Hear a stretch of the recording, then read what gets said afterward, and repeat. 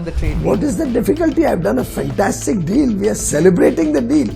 They may attack on falsehoods, about which I'm not worried. There's no confusion. Everybody knows.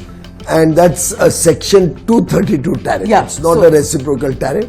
That's a national security clause under which they have carried out an investigation. So pharmaceuticals is currently under investigation. They have not yet decided. But we have an assurance that our pharmaceuticals that we sell from India to the US, the generic drugs, generic drugs will get zero duty. What we've opened is items where we have shortage, again calibrated opening, and I see absolutely no harm to our farmers. I'm happy to meet any farm delegations or any persons who may have any misgivings on this. I have an open door policy on this. We estimate that the requirements that we have for import of certain items where the United States has the ability to sell to us, things like crude oil, LNG, LPG, airplanes, their engines, their spare parts, coking coal. You know, we have 140 million ton steel capacity. We're going to increase that to 300 million tons. Our current coking coal requirement for steel is already $17 billion. That will become probably $30 billion. So 100 billion automatically. So 35 billion a year will be required only coking coal. Now we have one or two countries. One or two engines in Excuse me. If we have one or two more countries supplying that, the more the merrier. We get a better deal. We can negotiate smarter and better. Planes are required by India. We already have orders of 50 billion to Boeing for planes, plus orders for engines, plus orders for spare parts. I suspect we'll need anywhere between 80 and 100 billion dollars of just civil aviation related products. We continue to buy a lot of energy needs from all over the world, and that grows every year 8 to 10%, 6 to 8%. Now we will require large quantities. We are setting up data centers. We are developing the AI and quantum computing economy in a big way. All of these will require huge amounts of ICT products.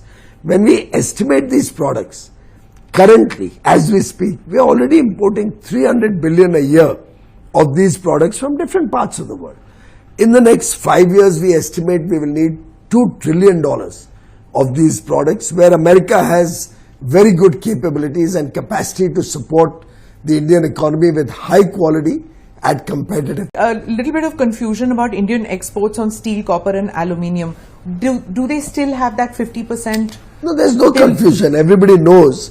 And that's a Section 232 tariff. It's not a reciprocal tariff. That's a national security clause under which they have carried out an investigation.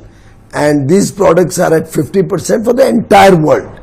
Nothing to do with India. So we are on the same footing as any other country in the world. So what happens when we export a goods which has steel and copper in that? They have given us certain exemptions, like aircraft components that we export will get zero duty even under Section 232. There are certain auto components where we will get zero duty even if they come under 232. That's right. So that will all come out when the final agreement is placed before the people. Should take about a month or month and a half. It's a part of the joint statement. It's declared and announced. Pharmaceutical, they have not yet come with the final determination. It's very confusing that they're going to have, there is a wordage which is I'll tell you why that wording is not at all ambiguous. The problem is they have not yet come up with the final determination under Section 232. Which we don't know what the determination will be. It could jolly well be zero also.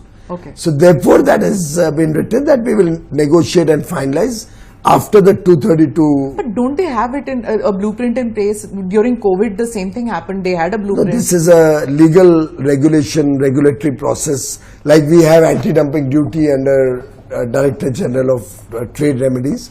This is a section in their law 232.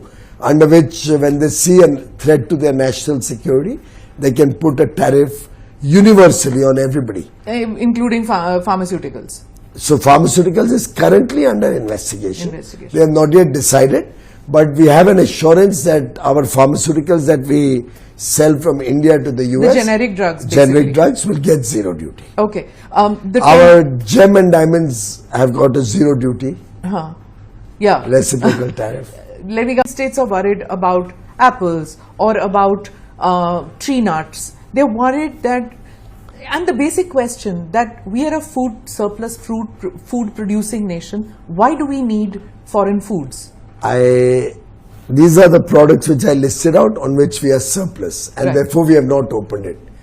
We are not surplus in apples. The demand of apples is more than 25-26 lakh tons. We produce about 20-21 lakh tons. As we speak, we import 5.5 lakh tons of apple every year, as we speak. And a large quantity of that comes from the United States of America. We have not opened up apples. We have given them a quota on apples which will procure from there. That is less than the current imports of apples from USA. Also, it's important to note, we have been very cautious in our opening up. Today, apple has a minimum import price of 50 rupees. And there's a 50% duty which adds 25 rupees. So 75 rupees is the base or the floor below which goods don't come into the country. So in some sense, that's the protection that the apple farmers also get, that nobody can dump material and make it so cheap that apples don't get a fair value. But even in the quota we have given to the US, the minimum import price is 80 rupees. They make high quality apples. Is 80 rupees. There's a duty on that of 20 rupees. So the landed price of that will be 100 rupees. It's not in competition with our farmers, not in competition, doing cheaper apples, not hurting the apple industry over here, and again limited to a quota, which is less than what they are exporting even today to India. And certainly only a portion of the 5.5 lakh tons of apples that we are importing into India. Tell me which farmer in any hill state is hurt by this. Let any farmer explain to me what is the hurt in this. Similarly, tree nuts. We are importing tree nuts for years and years. You may remember in your childhood having had California almonds. Pistachios are imported into the country. We import walnuts in India. As we speak, and for years, from the time the Congress was in power, we have been importing it. There is a shortage of these products. We continue to import. There is not enough land in the hill states where this production can be expanded. Simultaneously, we are talking of technology collaborations to help our farmers increase their productivity, for which we are working with our farmers, our trading partners. Well, we have talked to New Zealand to help them to bring their farmers to India and technology to India to help our, say, kiwi growers to increase productivity. When I saw the kiwi farms there, I was very impressed. I said, I want to see that happen in India. And it's a part of our FTA to get that technology and their farmers. But they're highly perishable fruits, so you need food processing, you need all that, which is what our farmers say that we don't have that. But for which Honorable Prime Minister Narendra Modi has already focused his effort on it. He's provided a 1 lakh crore rupee agri-development fund. We are willing to support food processing in a big way, because bear in mind, even today we are a net exporter of food and fish products. Right. We export 5 lakh crores worth of products made by our farmers, produced by our farmers, or the fish catch in India. Our imports are less than that. And we would like to double that 5 lakh crores to 10 lakh crores. Yeah. So we are in fact on the contrary asking more and more of our farmers to increase production so that we have surplus capacities. We can process those and export those high quality products. You did mention agriculture, states are sensitive when it comes to agriculture. Did you speak with the states with regard to all these issues like the corn, maize, wheat? We actually have all kept out. Correct. But did you speak We have kept every item of sensitivity out of the agreement. What we've opened is items where we have shortage, again calibrated opening. And I see absolutely no harm to our farmers. I'm happy to meet any farm delegations or any persons who may have any misgivings on this. I have an open door policy on this. Our Agriculture Minister, Mr. Shivraj Singh Chauhan, Even yesterday was in Madhya Pradesh with 9 states agriculture ministers, and they celebrated both these agreements, EU and US. I think farmers understand the huge potential and the possibilities of increasing their income thanks to the new markets that will open up for them.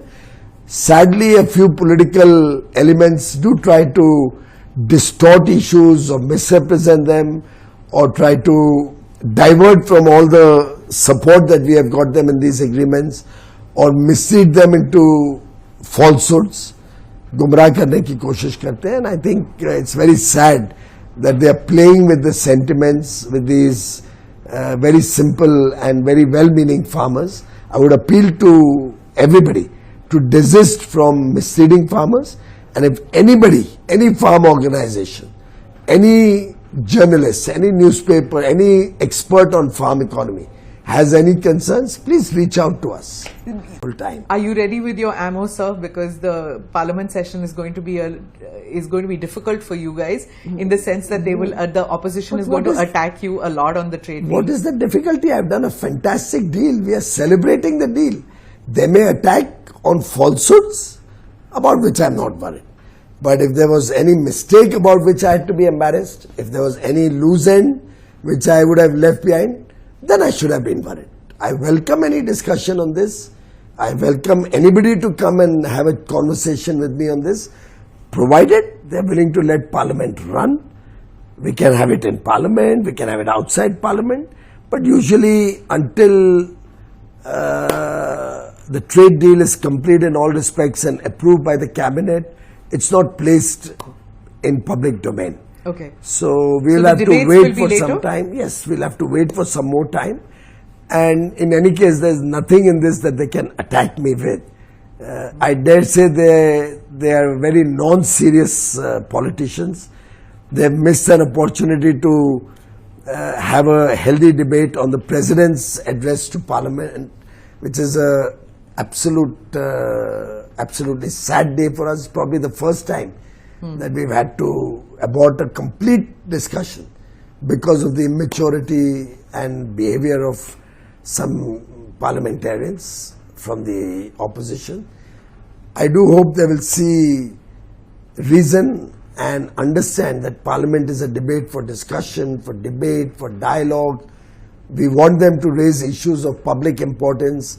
Our MPs feel sad that they would like to raise issues of importance to their constituents in their constituencies who are also deprived because of this behavior that we are witnessing on television.